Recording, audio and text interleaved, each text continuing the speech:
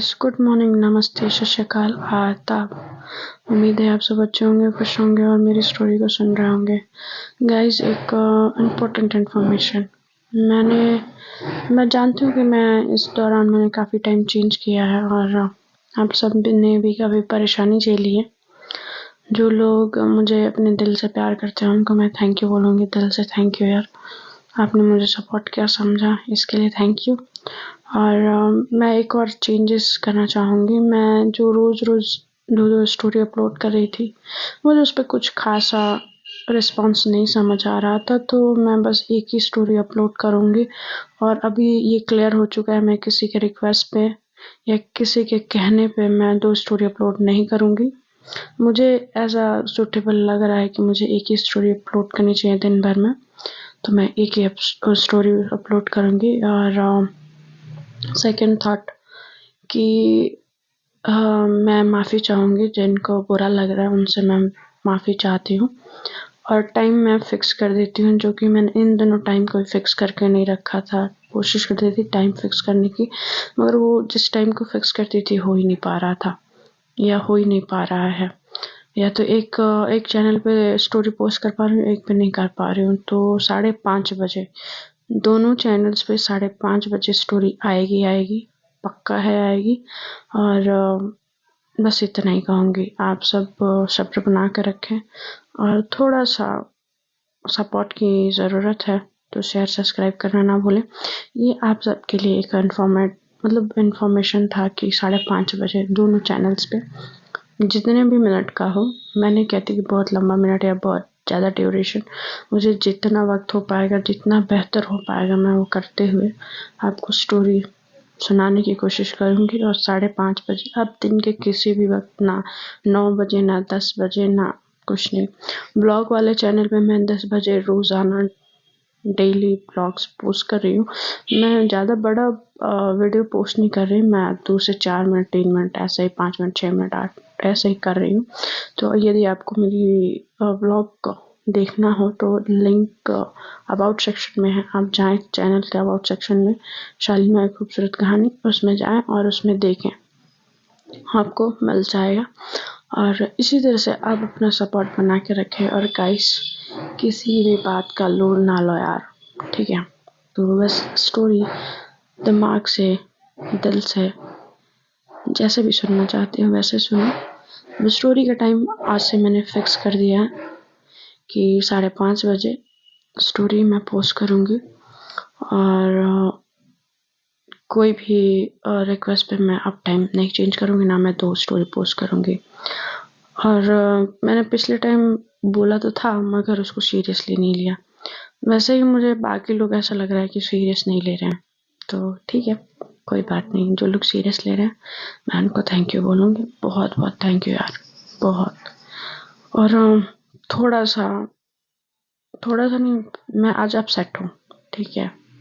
थोड़ा ज़्यादा कुछ नहीं, मैं अपसेट हूँ और मुझे बिल्कुल अच्छा नहीं लग रहा है। और ठीक है, स्टोरी पोस्ट करना ही है, आप सबको स्टोरी सुनाना है और बस सुना रहे हैं। चलिए सुनाते हैं, थोड़ा सा इस मूड को चेंज करते हुए, ठीक है? आज का स्टोरी है मुकद्दर का सिकंदर, तो कल हमने पोस्ट किया ही था। आज की स्टोरी होने वाली है तलाश। तलाश की आगे की स्टोरी हम पढ़ाते हैं। तलाश में क्या हुआ था? तलाश में प्रीवियस पार्ट में नहीं दे रही, प्रीवियस पार्ट आप जाके पीछे सुन लीजिएगा, ठीक है? गीत रूप और रानी के कॉलेज आती है, वहाँ पे जाती है। वहाँ पे जब वो जाती है तो देखती है कि ये कौन, उसको शॉक्ड लगता है, उसको सामने देख के, ये तो विशाल है। उसको क्लिक होता है कि ये विशाल यहाँ कैसे। अब वहाँ पे अपनी नंदों के सामने वो रिएक्ट नहीं करती कि ये विशाल है, मैं इसको जानती हूँ पहले से। वो कुछ ऐसा रिएक्शन नहीं देती है। जैसे इस विशाल की नज़र वो ऐसे जाता है देखते हुए, तो देखता है कि सामने इतने सालों के बाद ये कैसे हुआ, गीत यहाँ। और वो जाता है उसकी तरफ, कदम बढ़ाता है। गीत सोच रही होती कि उससे बात करे या ना करे, क्योंकि उसने जैस को इस बारे में कुछ नहीं बताया होता है। जैस, उसके ज़िंदगी में भी कुछ राज होते हैं, इसके ज़िंदगी में कुछ राज होते हैं। बस उन दोनों के राज जो होते हैं एक दूसरे से थोड़ा सा अनजान होता है कि क्या सही है या नहीं है। जब उसके तरफ कदम बढ़ा रहा होता है तो गीत खड़ी होती है वहीं पे, बड़ी शांत, बिना किसी रिएक्शंस के। कहती कि तुम तो तुम अ, तो कहती आप दोनों पहले से जानते हो? रूप और रानी पूछते हैं। तो कहती नहीं, हम अभी मिले हैं। तो तब विशाल चुप रह जाता है। तो कहती नमस्ते, मैं इनकी भाभी हूँ और आप यहाँ पे। तो मैं टीचर हूँ यहाँ पे और मैं यहाँ इन दोनों को जानता हूँ इसलिए। तो कहते कि सर, आप ही से मिलवाने के लिए भाभी को लेके आए थे। मैंने बोला था कि चल के वो भाभी से एक बार, मतलब भाभी एक बार आपसे मिल लेती तो मुझे काफ़ी ज़्यादा अच्छा लगता। विशाल कहता है कि अच्छा किया कि अपने भाभी को ले आए। उसकी तरफ वो देखते हुए उसके नज़रों में ऐसे बहुत सारे सवाल होते हैं। उसके सवालों का जवाब शायद गीत के पास भी नहीं होता है। शायद विशाल अपनी बीती हुई जिंदगी में उसकी यादें अब झांकने लगी होती हैं। गीत को सामने देख के गीत उससे नजरें नहीं मिला रही होती है और विशाल भी नहीं मिला रहा होता है। दोनों एक दूसरे से नजरें चुरा रहे होते हैं। ऐसा क्या हुआ था बीते हुए कल में कि वो दोनों एक दूसरे से नजरें चुरा रहे होते हैं। विशाल कहते कि ठीक है, फिर मैं क्लास जाता हूँ, मिल के अच्छा लगा मैम। तो कहती कि जी सर। वहाँ से वो दोनों नमस्ते करते हैं। गीत आगे कॉलेज से बाहर आ जाती है, रूप रानी कॉलेज में चले जाती है कि भाभी आप घर चले जाइए और हम घर जाके आपसे मिलते हैं। रूप और रानी गीत को कहते कि आप चले जाइए घर, हम शाम को मिलते हैं भाभी आपसे। तो कहती कि हाँ ठीक है, तुम दोनों अपना ध्यान रखना और मैं घर जाती हूँ। वो ऑटो बुलाती है, ऑटो में बैठती है और वो बार बार विशाल के बारे में सोचे जा रही होती है। वो पुरानी यादें जो होती है ना, उसके प्रेजेंट जिंदगी में झांकने लगी होती हैं। विशाल है कौन? विशाल से रिश्ता क्या है गीत का? आप सबके दिमाग में यही सवाल आ रहा होगा। यार स्टोरी पे चलिए हमारे साथ, बताते हैं आगे स्टोरी में हुआ क्या था। गीत सोचते सोचते अपने घर को पहुंच जाती है और जैसे ही घर पहुंचती है ऑटो वाला बोलता है मैम आपका घर आ गया। कहती हाँ आपका घर आ गया। वो उतरती है और पैसे देती है। घर में जाती है तो देखती है कि जैश अभी तैयार होकर नीचे आया ही होता है। जैश काफी लेट हो चुका होता है और कहते कि गीत कहाँ गई थी।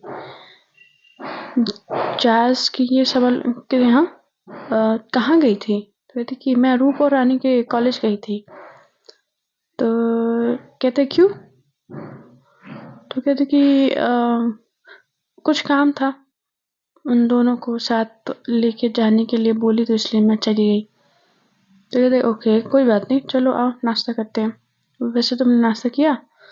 तो इसकी माँ बोलती है अच्छा बेटा, मतलब बीवी आई तो बेटा बदल गया। कहते अरे नहीं माँ, मैं कैसे बदल सकता हूँ आपके लिए, मेरा प्यार आपके लिए कभी नहीं बदलेगा और गीत के लिए भी प्यार मेरा नहीं बदलेगा। तो बस उस पर्पज से पुनीत कहता कि माँ और बड़ी ताई, मुझे लगता है ना कि भैया ना, आप दोनों के बेटे तो रहे नहीं, मैं ही आपका इकलौता बेटा हूँ। तो जस कहता कि ओ हेलो, कहाँ घुस रहे हो? नहीं मैं ही रहूँगा। दोनों हंस रहे होते हैं। गीत के चेहरे पे कोई स्माइल नहीं होती है, उसके चेहरे पे उदासी होती है, जैसे उसके कोई पुराने घाव पे किसी ने उंगली रख दी हो और उसको बहुत जोर से दबा दिया हो। उसको ऐसा महसूस हो रहा होता है। उसके दिल में तकलीफ हो रही होती है या खुशी हो रही होती है, वो खुद नहीं समझ पा रही थी कि किस बात से उसको दुख हो रहा है या तकलीफ हो रहा है। क्या मेरा इस तरह से इतना नर्वस होना, इस तरह से ना बात करना सही है या मैं ये सही कर रही हूँ? गीत के दिमाग में सवाल तो होते हैं मगर वो जवाब कहाँ से लाए, कहाँ से ढूंढे वो? उसकी आंखों में वो नमी, वो ठंडक जैस देख पा रहा होता है, पर कहते कि अचानक से ये अपसेट क्यों हो गई। फिर वो नाश्ता करते करते गीत को अपने फ़ोन से मैसेज करता है। गीत चुपचाप खड़ी होती है, वो नाश्ता नहीं कर रही होती, खड़ी होती है वो मैसेज पे पूछता है कि गीत क्या हुआ, ठीक हो? तो जब मैसेज का बीप होता है, मतलब मैसेज वाइब्रेट होता है, तो वो फ़ोन निकालती है और देखती है कि जैस का मैसेज होता है। जैस सामने बैठा हुआ है और उसको मैसेज कर रहा है। तो कहती है कि नहीं, सब ठीक है। उसी में वो टाइप करके भेजती है। जब वो टाइप करके भेजती है तो कहती है कि मैं क्या बोलूँ जैस से, कुछ समझ नहीं, सब ठीक है करके मैसेज कर देती है।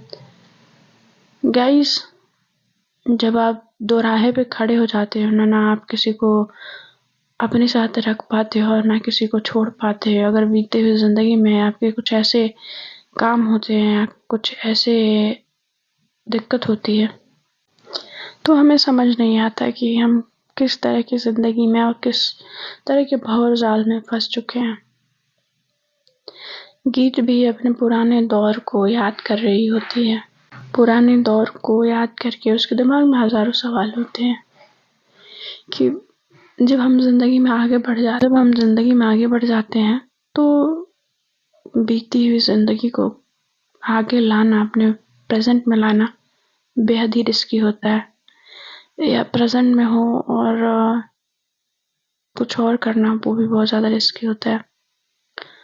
जैस पता नहीं क्यों उसके चेहरे पे बड़ी लकीरें, जैस समझ पा रहा होता है कि कुछ तो हुआ है, कुछ गलत हुआ है, कुछ या तो बड़ा हुआ है।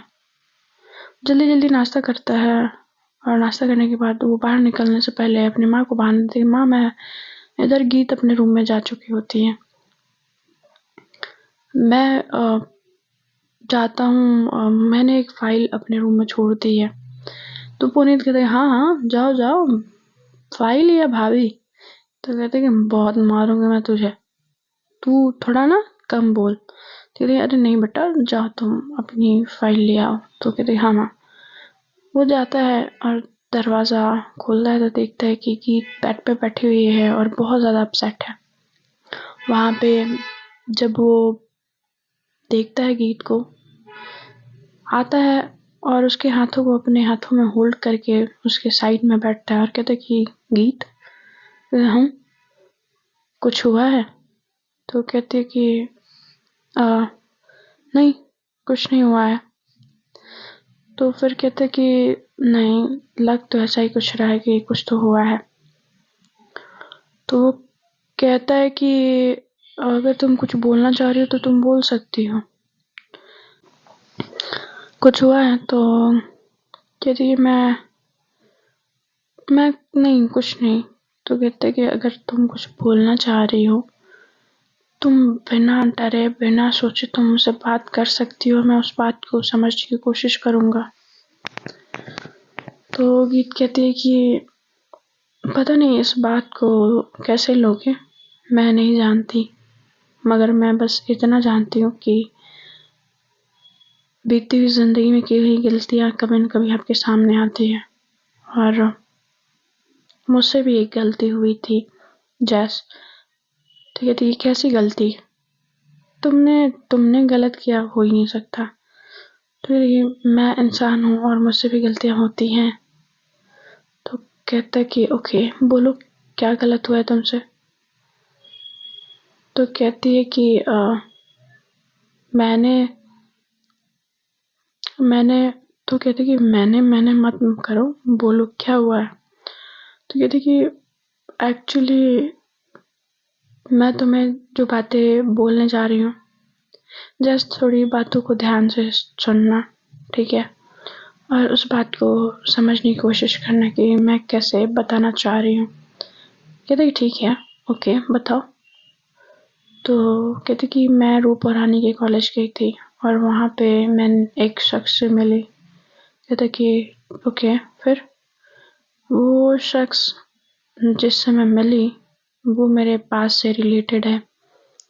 तो कहती कि ठीक है, कैसा पास्ट? तो कहती कि वो हम कॉलेज में साथ में थे। तो कहते कि क्या?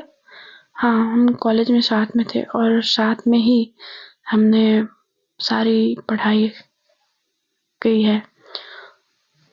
तो कहता है कि ओके, फिर तो जो जिस शख्स से मैं मिली वो शख्स वही है। तो कहता है कि हमने साथ में पढ़ाई की और वो शख्स वही है, तो इसमें प्रॉब्लम कहाँ है? जैस पूछता है। गीत कहती कि प्रॉब्लम मैं बता रही हूँ प्रॉब्लम कहाँ है। प्रॉब्लम जैस यहाँ है कि वो मेरा एक्स बॉयफ्रेंड है। जब ये बोलती है तो जैस कहती क्या? हाँ, वो मेरा एक्स है। तो कहता है कि पर वो एक्स है। हाँ, ठीक है। वो थोड़ा सा इस बात पे नर्वस हो जाता है, उसकी आवाज़ धीरे हो जाती है। कहते कि पर तुमने उसे छोड़ा या उसने तुम्हें छोड़ा? जब ये पूछता है तो कहती है कि मैंने उसे छोड़ा। पर क्यों? मैंने उसको इसलिए छोड़ा कि मेरे माँ पापा को पसंद नहीं था और मैंने काफ़ी उनको समझाने की कोशिश की। उन्होंने कहा कि मेरे लिए विजय सही है और मुझे उनके बात मानने के अलावा मेरे पास कोई ऑप्शन नहीं था। मैं चाहती तो छोड़ सकती थी सारी चीज़ें, मगर विशाल उस वक्त इतना कैपेबल नहीं था। हम दोनों कॉलेज में थे और इसकी वजह से मुझे वो रिश्ता ख़त्म करना पड़ा। मैंने जो रिश्ता उससे ख़त्म किया पता नहीं कितना सही था कितना गलत था, मगर आज मैंने उसको अपने सामने देख के वो ठोके थे कि मैं समझ सकता हूँ तुम्हें बुरा लगा होगा।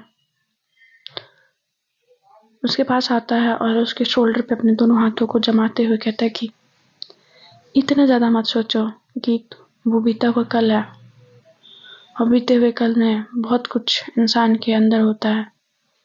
इतना परेशान होने की ज़रूरत नहीं है। जब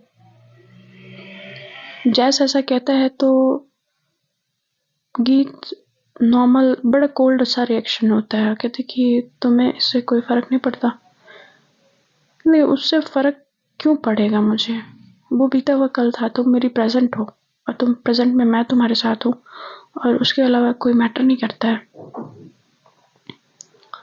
कहता है कि और रही बात तुम इस बात से परेशान हो रही हो, तो इससे बात से कोई परेशान होने की बात नहीं है। हम एक शादी में बंधे हुए हैं और इस शादी में हम दोनों साथ हैं, बस ये मैटर करता है। तो कहती वैसे तुम दोनों का रिलेशनशिप सीरियस था? जैस ये पूछता है तो कहती कि नहीं, सीरियस नहीं था, मगर मैं कैसे समझाऊं कैसा था। ओके ओके समझ गया मैं, रिलैक्स। उसको वो बहुत टाइट सा हक करता है। जब वो हक करता है तो उसका जो होता है ना कि वार्म, जो एक सिक्योर सेफ फील कराना होता है, वो एकदम प्रॉपर फील करा रहा होता है। उसको प्रॉपर उस चीज़ को समझाने की कोशिश कर रहा होता है कि कोई दिक्कत नहीं है, सब ठीक है, ऑल इज़ वेल। जब ये उसके दिमाग में ये बात बैठ जाती है, वो थोड़ा सा रिलैक्स हो जाती है। तो ये अच्छा चलो ठीक है, अब मैं चलता हूँ ऑफिस और इस बारे में ज़्यादा मत सोचो, बातों को भूल गई थी, भूल जाओ, वही ज़्यादा बेहतर है। और मैं यहाँ पे अपना फाइल लेने आया था, मैं अपना फाइल ले लूँ। तो अपने चेक को दिखाता है और उसके चेक पे घिट किस करती है। फिर वो दूसरा चेक का साइड दिखाता है, दूसरी तरफ भी किस कर देती है। फिर उसके बाद वो अपने लिप्स पे इशारा करता है। तो कहते कि नहीं, कहते वाई? तो कहती कि मेरा मूड नहीं है। तो कहते कि ऐसा मूड नहीं है। वो उसको और टाइटली अपने तरफ उसके कमर से पकड़ के अपने तरफ खींचता है और कहता है कि कैसे नहीं करोगी, करो। तो कहती कि मैं नहीं कर रही। वो इधर उधर मुंह अपना घुमा रही होती है, उसके मुंह को अपने एक हाथ से पकड़ता है और उसके लिप्स को अपने लिप्स में थाम लेता है। वो दोनों उस बात को अचानक से भूल के उनके जो प्यार होता है, जो उनका एक दूसरे पे भरोसा और विश्वास होता है, उस दोनों ने अपने ज़िंदगी में जो जो चीज़ें सही होती हैं उस चीज़ को पीछे छोड़ के अपने रिश्ते को इम्पोर्टेंस देते हुए जो सॉरी जैज़ जो होता है, जैज़ जैसा भी है, जितना भी अच्छा हो, गीत को उतना चीज़ ही ना उसको काफ़ी अच्छा फील कराता है। जैज़ अपनी चीज़ों में बड़ा क्लियर होता है और अपने दिमाग को बड़ा सेटअप के साथ रखता है कि मैं जो कहना चाह रहा हूँ, जो करना चाह रहा हूँ, मैं वो करके रहूँगा। तो कहता है जैज़ को ये सारी चीज़ें, जब उसके में ये जो सारी क्वालिटीज़ होती हैं, गीत को बड़ा अच्छा लगता है कि वो खुल के जैसे अपने दिल की बात उसके सामने रख सकती है। ये चीज़ विजय के साथ नहीं था। वो विजय से पहले कोई बात कहने से, पहले बताने से वो 10 बार सोचती कि उसको ये बोले या ना बोले, उसको कहे या ना कहे। उसके ज़िंदगी में बहुत बड़ा भूचाल तो नहीं, मगर जैस उसके लिए बहुत अच्छा इंसान होता, परफेक्ट इंसान होता है। जैस ने उस बात को इग्नोर करते हुए और गीत के चेहरे पे और इस चेहरे पे ना स्माइल ज़्यादा अच्छी लगती है गीत। तो ऐसे ही हल्के सा स्माइल हल्का सा स्माइल रखा करो फेस में। और मैं चलता हूँ, बच्चे स्कूल जा चुके हैं और मैं भी जाता हूँ, ठीक है, शाम को मिलते हैं। उसको बाय करता है और फिर वहाँ से निकल जाता है। जब वो नीचे उतर रहा होता है तो उसके हाथ में कोई फाइल नहीं होती है। तो पुनीत आके छेड़ते हुए गए, क्या हुआ भैया, फाइल नहीं मिली क्या, या भाभी नहीं मिली? तो कहता है कि ना तू बहुत मार खाएगा, ठीक है।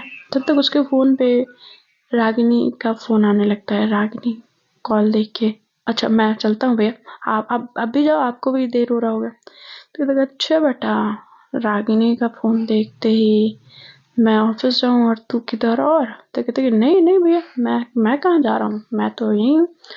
तो कहता कि हाँ हाँ पता है मुझे बहुत अच्छे से कि तू क्या कर रहा है, कौन सा घोटाला कर रहा है, मुझे ना पता। तो कहते भैया यार आप भी ना। तो कहते कि अगर अब बेटा तूने मेरी टांग खींची तो मैं जाके चाची से बता दूंगा, पर उसके बाद तू समझते रहना और जो वीडियो रखा है ना वो डिलीट कर दे, वरना अब मैं जाऊंगा चाची के पास और ये जो तू कर्म कांड कर रहा है जाके पोल खोल दूंगा और चाची मेरी बातों पे भरोसा करेगी। तुझे पता है भैया धमका रहे हो। तो कहते कि अभी तक तू धमका रहा था, मेरी बारी है बेटा, अब आया ऊँट पहाड़ के नीचे। तो जब ऐसे कह के जाता है और वो हंसते हुए जाता है, अब अपनी गाड़ी को स्टार्ट करता है और अपने ऑफिस की तरफ निकल जाता है। विवेक फ़ोन करता है, हेलो। तो कहता कि हाँ विवेक बोल, तू कहाँ है? यार बस ऑफिस आ रहा है। तो कहते कि हाँ जल्दी आ। इधर ऑफिस पहुंचते ही आकांक्षा फिर से उसके बीच में आ जाती है। फिर आकांक्षा जैसे ही टकराने वाली होती है, जैसे ही देखते कि वो टकराने वाली है, वो साइड हो जाता है। आकांक्षा नीचे गिर जाती है। आकांक्षा ऐसे गिरती है तो सब लोग देखने लगते हैं। वहां पे खड़े होके जैस कहते कि अगर तुम नहीं सुधरी ना आकांक्षा तो ऐसे ही गिरते पड़ते रहोगे, उठो जल्दी और काम करो।